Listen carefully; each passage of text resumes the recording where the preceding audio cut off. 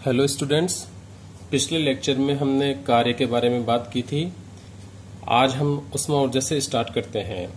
तो ऊष्मा क्या होती है? सबसे पहले ऊष्मा ऊर्जा का ही एक रूप है। तंत्र की अवस्था परिवर्तन के समय ऊष्मा का प्रवाह होता है। जब तंत्र एक अवस्था से दूसरी अवस्था में परिवर्तित होता है उस समय ऊष्मा का प्रवाह होता है। और ऊष्मा का प्रवाह किस तरफ से होता है? ऊष्मा का प्रवाह उच्च ताप से निम्न ताप की ओर होता है। यदि परिपार्श्विक की ऊष्मा उच्च है और तंत्र की ऊष्मा निम्न है तो ऊष्मा का प्रभाव किधर से होगा? परिपार्श्व से तंत्र की ओर। और यदि तंत्र की ऊष्मा परिपार्श्व से ज्यादा हो जाती है उस कंडीशन में ऊष्मा का प्रभाव किधर की तरफ होगा? तंत्र से परिपार्श्विक की ओर। यदि तंत्र और परिपार्श्विक दोनों ऊष्मीय साम्य में है, मतलब दोनों का ऊष्मीय तापमान समान है, तो उस कंडीशन में ऊष्मा का प्रवाह नहीं होगा। ऊष्मा को तंत्र अथवा परिपार्श्विक में स्थायी परिवर्तन के बिना पूर्ण रूप से कार्य में परिवर्तित नहीं किया जा सकता है।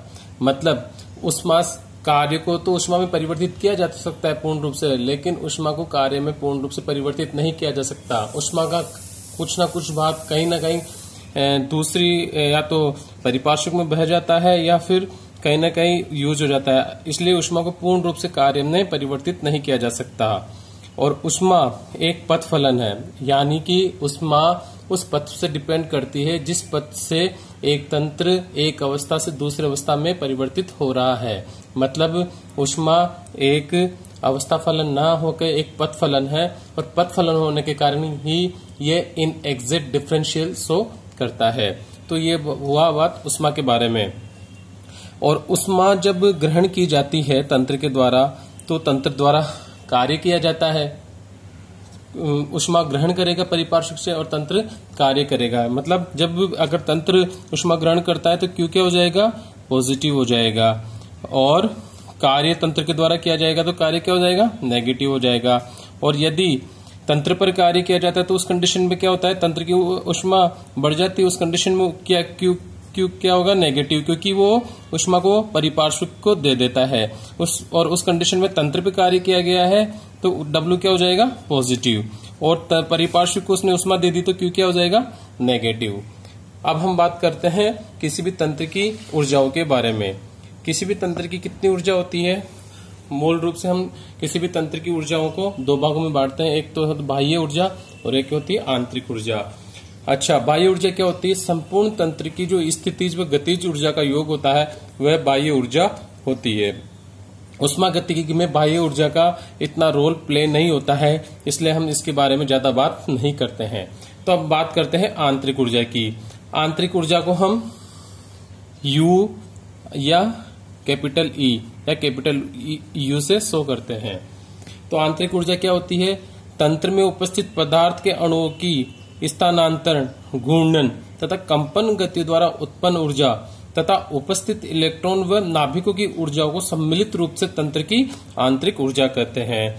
तो अणुओं की जो घूर्णन गतियां होती है, मतलब रोटेशन, ट्रांजिशन एनर्जी होती है, वाइब्रेशन एनर्जी होती है, इलेक्ट्रॉन्स और न्यूक्लियस की जो ऊर्जा होती है, वो संपूर्ण सारी ऊर्जा मिलकर क्या बनाती है? तंत्र की आंतरिक ऊर्जा बनाती है। अब तंत्र किस पे डिपेंड करता है? तंत्र अवस्था फलनों पे डिपेंड करता है। जैसे ताप हो गया, दाब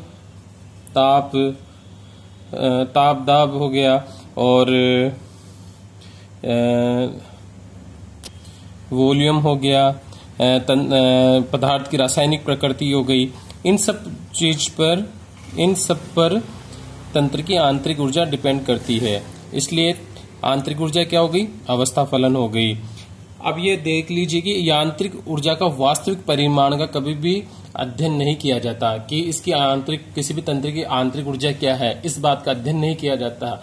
तो अध्ययन किस बात का किया जाता है? अध्ययन किया जाता है आंतरिक ऊर्जा में परिवर्तन का। मतलब आंतरिक ऊर्जा पहले ये थी और अवस्था परिवर्तन के बाद उसकी आंतरिक ऊर्जा ये हो गई। इस चीज का अध्ययन ऊष्मागतिकी में किया जाता है। और आंतरिक ऊर्जा में परिवर्तन को अपन डेल U से शो करते हैं। अब चूंकि अवस्था फलन है आंतरिक ऊर्जा, और हमने बात की थी जो अवस्था फलन होते हैं वो एग्जैक्ट डिफरेंशियल होते हैं और जो पथ फलन होते हैं वो इनएग्जैक्ट डिफरेंशियल होते हैं। पथ फलन में हमने किसकी बात की थी? कार्य एवं उष्मा क्या होते हैं, पथफलन होते हैं और इन एग्जैक्ट डिफरेंशियल होते हैं। और जो भी अवस्था फलन होते हैं जैसे ताप, दाब, आयतन, ये सब क्या होते हैं, एग्जैक्ट डिफरेंशियल होते हैं। अब ये मात्रात्मक गुण है। अपन ने एक्सटेंसिव और इंटेंसिव प्रॉपर्टी की भी बात की थी। अब ये मात्रात्मक गुण है, मतलब एक्सटेंसिव प्रॉपर्टी है। अब जितनी ज्यादा पदार्थ की मात्रा होगी उतनी ही ज्यादा उसकी आंतरिक ऊर्जा होगी। इसका मतलब ये होता है मात्रात्मक गुण पदार्थ की मात्रा पे डिपेंड करता है। अब हम आगे बात करते हैं। चक्रीय प्रक्रम में ऊर्जा परिवर्तन का मान शून्य होता है। हमने पहले भी बात की थी कि चक्रीय प्रक्रम में जहां से स्टार्ट होता है सिस्टम वहीं पर आके खत्म हो जाता है, तो उसकी अवस्थाएं तो वही हो जाती है और अवस्था में परिवर्तन नहीं हो रहा तो उसमें ऊर्जा का परिवर्तन भी नहीं होगा। इसलिए चक्रीय प्रक्रम में ऊर्जा का परिवर्तन शून्य होता है। और इसको अपन साइक्लिक रूप में इस तरीके से शो करते हैं, जिसका इंटीग्रेशन किया जाता है स्टार्टिंग से। माना कि एक सिस्टम यहां से स्टार्ट होता है और विभिन्न अवस्थाओं से गुजरता हुआ वापस इसी में आ जाता है, तो उसमें किया गया कार्य को क्या W भी 0 होता है और ऊर्जा परिवर्तन भी क्या हो जाएगा, 0 हो जाएगा। डेल यू एक बीजीय राशि है, मतलब इसका मान धनात्मक भी हो सकता है और ऋणात्मक भी हो सकता है। यदि तंत्र द्वारा एनर्जी को ग्रहण किया जाता है, ऊर्जा ग्रहण की जाती है, तो तंत्र की ऊर्जा बढ़ेगी और उस कंडीशन में क्या हो जाएगा, पॉजिटिव हो जाएगा एनर्जी का मान, क्योंकि आंतरिक ऊर्जा में वृद्धि हो जाएगी। और यदि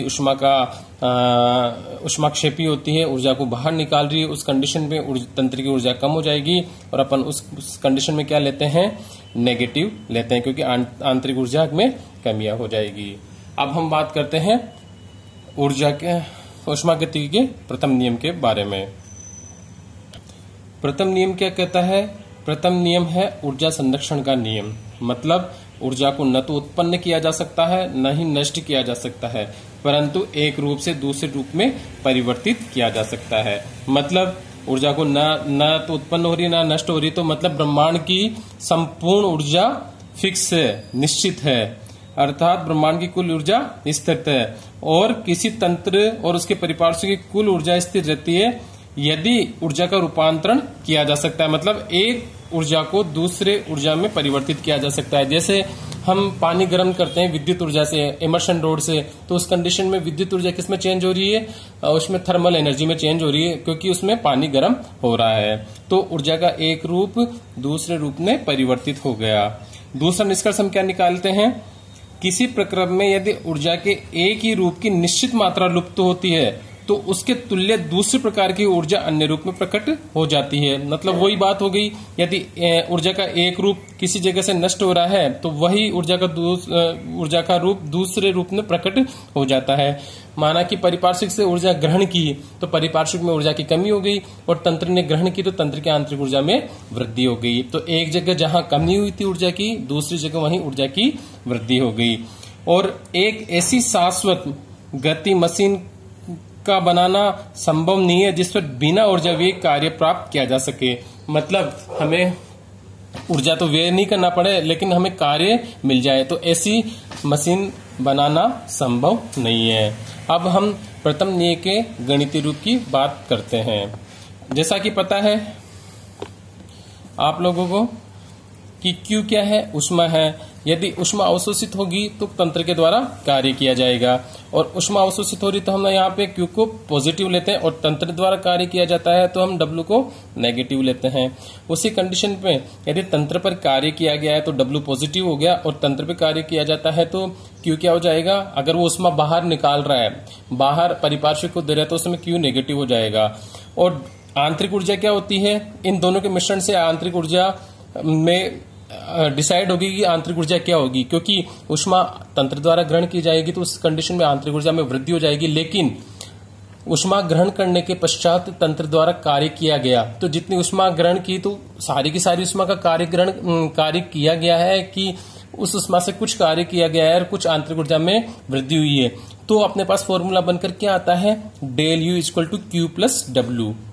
मतलब आंतरिक ऊर्जा में परिवर्तन, ग्रहण की गई ऊष्मा और किया गया कार्य या तंत्र पर किया गया कार्य या तंत्र द्वारा किया गया कार्य। अब W का वैल्यू अपने को पता है, यदि तंत्र पर काम होगा तो क्या हो जाएगा, नेगेटिव हो जाएगा, और तंत्र पर काम होगा तो W पॉजिटिव हो जाएगा, और तंत्र द्वारा काम किया जाएगा तो W नेगेटिव हो जाएगा। उसी प्रकार यदि ऊष्मा का अवशोषण होगा तो Q पॉजिटिव हो जाएगा, और ऊष्मा का क्षेपण होगा तो क्या हो जाएगा, Q नेगेटिव हो जाएगा। और आंतरिक ऊर्जा इन दोनों के योग का मिश्रण होता है। W की वैल्यू पॉजिटिव भी आ जाएगी यदि तंत्र पे काम होगा, और नेगेटिव हो जाएगी तंत्र द्वारा काम किया जाएगा। तो del U Q plus W, ये क्या है, ऊष्मागतिकी के प्रथम नियम का गणितीय रूप है। ये इक्वेशन है जो कि ऊष्मागतिकी के प्रथम नियम को बताती है।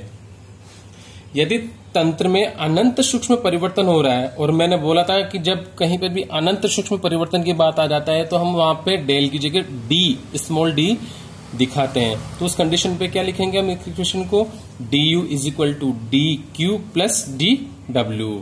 अब हम बात करते हैं विलगित तंत्र में ऊर्जा परिवर्तन, यानी आइसोलेटेड सिस्टम में एनर्जी में क्या चेंजेस आ रहा है। आइसोलेटेड सिस्टम क्या होता है, ये वो सिस्टम होता है जो कि परिपार्श्विक तंत्र से ऊष्मा का किसी भी तरह का लेन देन या स्थानांतरण नहीं होगा।